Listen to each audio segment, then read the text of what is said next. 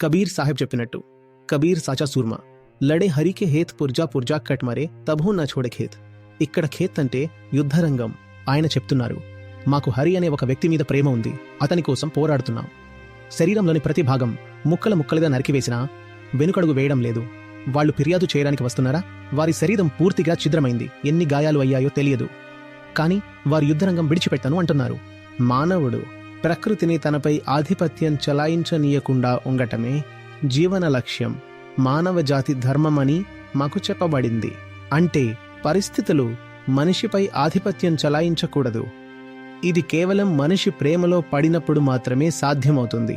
ఈ ప్రేమే ఒక్కోసారి జ్ఞాన మార్గం, ఒక్కోసారి భక్తి లేదా ప్రేమ మార్గం, ఇంకొకసారి బోధ అని పిలువబడుతుంది. దాని సేవలో నిమగ్నమై ఉండటాన్ని ఒక్కోసారి తపస్సు అని, ఇంకొకసారి సాధన అని అంటారు. మరియు మనం ప్రేమించే దాన్ని ఒక్కోసారి సత్యం, ఒక్కోసారి ముక్తి, ఒక్కోసారి ఆత్మ, ఇంకొకసారి బ్రహ్మం అని పిలుస్తారు. సగుణ ఆరాధకులు దానిని ఈశ్వరుడని, భగవంతుడని పిలుస్తారు. కానీ జీవితంలో ఏదో ఒకటి ఉండాలి. దానికోసం జీవించడమే కాకుండా చనిపోవడానికి కూడా సిద్ధంగా ఉండాలి. ఒకవేళ జీవితంలో దేనికోసం చనిపోలేమో అప్పుడు జీవించడం చాలా కష్టమవుతుంది.